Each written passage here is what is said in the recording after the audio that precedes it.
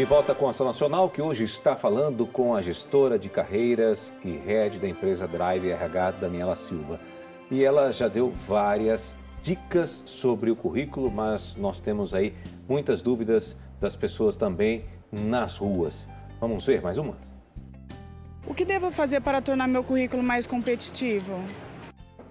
E aí?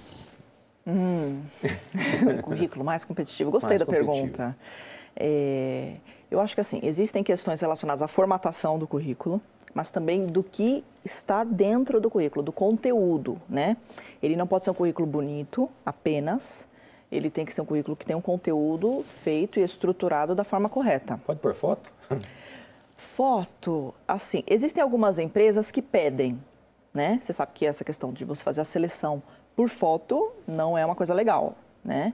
Mas existem algumas empresas que pedem, alguns profissionais que tomam a frente e colocam a foto. Eu acho que é uma coisa que ficou para trás. Específico? Às vezes a empresa ela pede, porque faz parte da cultura da empresa, né? Às vezes você vai trabalhar em um ponto de venda, lidando diretamente com o público. E aí eles... recepcionista. Entendeu? Mas eu não acho que é uma coisa legal. Acho que as pessoas têm que fazer uma contratação em cima das competências. Sim. Né? Porque senão vira um problema isso, né? No Sim. dia a dia de trabalho. É muito legal na hora que contrata. Passa um mês, a pessoa já está com uma dor de cabeça, né? Porque fez uma contratação em cima de uma característica que não deve ser... Que não tem as habilidades certas. Não é a primeira coisa que você olha, né? Quando você vai avaliar o profissional. Sim. Tá? Bom, e a questão de... A gente estava falando até no bloco, falando dos jovens, que eles têm a tal do game, como é que é? Gamification. Gamification. E aí, bom, surgiu aqui uma pergunta que eu deixei passar, mas a questão da terceirização agora, que a gente está discutindo muito no Brasil, sendo aprovada, que são aqueles trabalhos aleatórios. As pessoas vão acabar... no fim, migrando muito rápido de trabalho em trabalho, ou tendo 2 trabalhos ao mesmo tempo, ou prestando serviços em várias empresas. Muda muito isso? Como é que... Ou eu entro num outro perfil de avaliação? Aí vai ter uma mudança total, né? Tanto na forma com que a gente avalia um candidato e também o tipo de profissional que vai conseguir se adaptar a esse novo cenário, porque ele é inevitável. Por mais que não, mesmo que não aconteça agora aqui no Brasil, é inevitável, uma hora vai acontecer, entendeu? Uma hora vai acontecer, é inevitável. E o profissional que vai se destacar, né, nesse contexto é aquele profissional que consegue chegar e resolver o problema, ele é orientado a resultado. Então ele chega dentro da empresa e ele fala, o que a gente precisa fazer? É isso, esse projeto? Ele vai lá, ele resolve do início, meio, fim, acabou. Ele já quer partir para o outro, entendeu? E assim, eu não acho que o profissional ele vai fazer tudo quanto é tipo de projeto. Exemplo, um profissional que trabalha com desenvolvimento de tecnologia, né? Ele não vai fazer um desenvolvimento de tecnologia aqui e depois fazer um desenvolvimento de um produto de beleza. Entendeu? Ele vai sempre trabalhar na área de tecnologia. Só que ele vai, uma hora, eu presto serviço para tal empresa de tecnologia, para outra, eu estive envolvido em tal projeto, em tal projeto. Então, ele se torna mais uma parte de todo um projeto. Em alguns projetos, ele pode assumir uma posição de liderança, em um outro projeto, não. Mas a questão é a colaboração que esse profissional vai ter naqueles projetos pontuais de cada empresa, né? Sim. E o profissional que fala, não, eu sou gerente, só sou gerente, ele pode sofrer aí algumas dificuldades, né? Já existem profissionais que já têm uma certa flexibilidade, né? Peraí, eu sou gerente, mas normalmente em projetos menores, eu ainda estou crescendo, e esse profissional ele vai ter que ser um pouco mais flexível, né? Aí vai ter uma mudança total na forma com que se avalia um candidato, entendeu? A questão de avaliação tem que sempre... estar acompanhando essas mudanças, né, do papel do profissional no mercado. Sem dúvida. Agora vamos falar um pouquinho assim, dessa questão da estrutura realmente do currículo. Eu gostaria que você pontuasse para nós, assim, a gente está falando, olha, que ter, o que não ter, mas como é que eu monto uma estrutura do currículo? O que ele deve constar? Tá, o currículo, a primeira parte... São 2 folhas, frente e verso? Não é frente e verso, não. Como é que a gente... Olha, o currículo, ele tem que ter no máximo 2. folha. Mas existe. Eu já recebi currículo em uma folha e aí metade do currículo aqui, pequenininho, em 50% da folha, e a outra metade na outra metade da folha, assim, uma coisa confusa, Dividir né? a página no meio. Que é para você ver, aí você já vê as duas ao mesmo tempo, aí o nó prático, né? Não, isso não funciona, né? O currículo, ele é no máximo de 2 páginas, né? Se o seu currículo tem 3, 4 páginas, está na hora de começar a diminuir o destaque que você dá para aquelas primeiras oportunidades que você teve lá no início da sua carreira, né?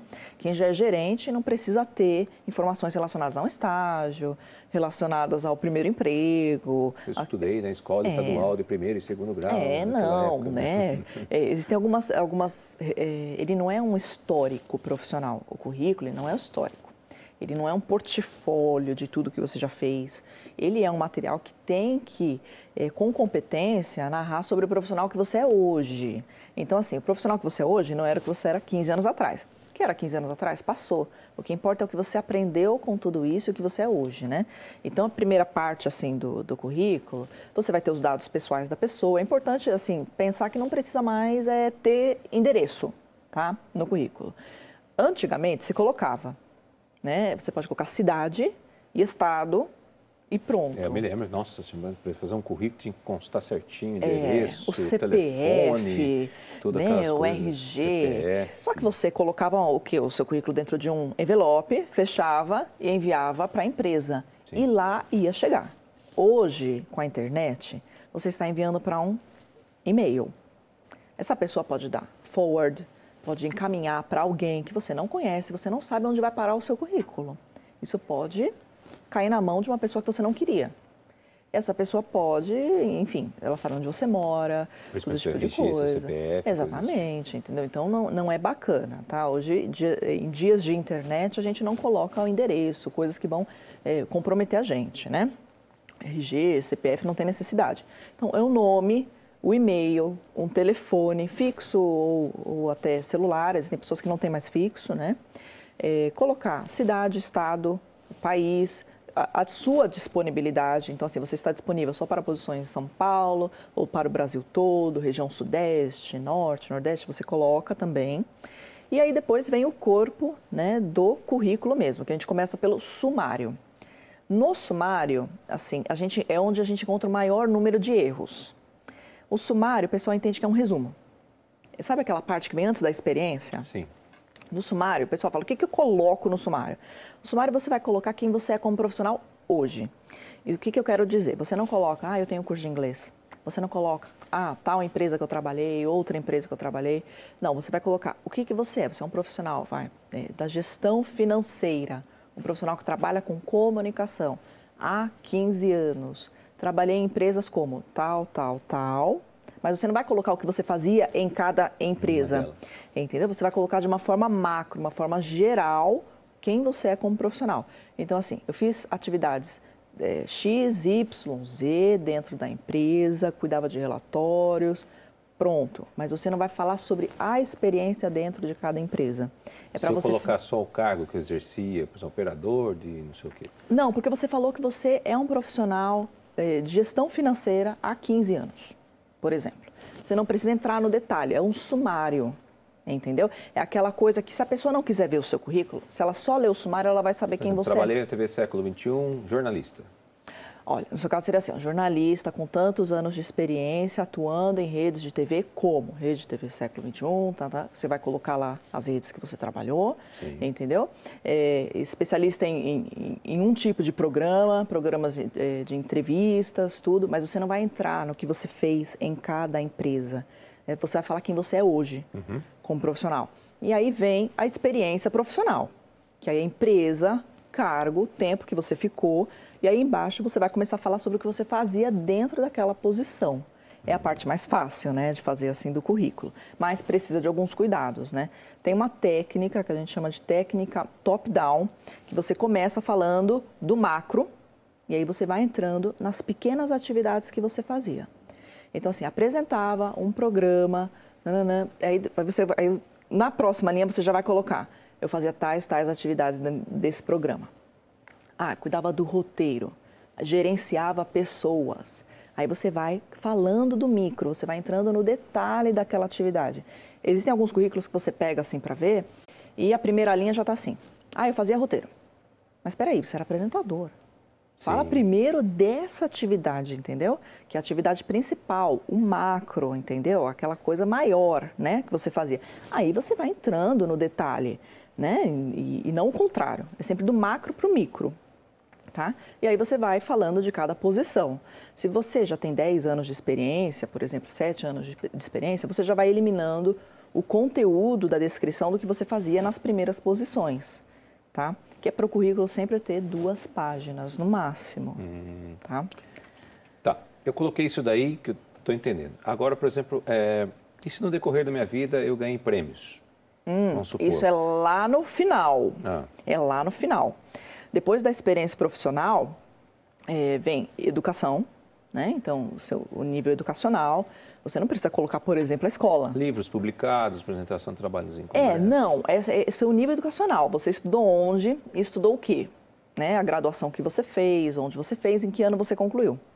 Né? Especialização, um mestrado, um MBA, um doutorado, um pós-doc.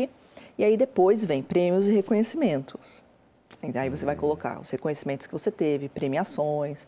Depois você pode colocar certificados, alguns cursos adicionais que você fez, que não são cursos de graduação, né? Não é lato sensu, não é stricto sensu. É aquele curso que você fez. Curso de formação. Aquele curso menor, de 2 meses, 1 mês, uma semana, algumas horas. Aí você vai encaixar ali. Por último, os idiomas, né? Os idiomas que você tem, pelo menos no nível intermediário. Se for básico, não tem necessidade de colocar, né? Então, que o pessoal também, japonês básico, italiano básico, espanhol básico, né? Não tem necessidade, né? Okay. Então, é basicamente essa estrutura, né, do currículo que tem que ser feita. Agora, se é um profissional muito jovem, um trainee, um estagiário, é legal ele colocar formação logo depois do sumário. Porque a formação dele é avaliada para a empresa chamar ou não ele para fazer um estágio. Ou para um processo de trainee. Já para um profissional maduro, o que importa é o que ele fez na carreira e não onde ele estudou, sabe? Isso uma hora perde um pouco, sabe? Tanto o glamour, entendeu? O que importa é o que você fez, né? Também não adianta fazer uma faculdade ótima e não ter entregue coisas legais, né, para o mercado. Sem dúvida. Bom, aqui bate-papo legal sobre dicas práticas no mercado de trabalho. Nós vamos para um rápido intervalo, voltamos já.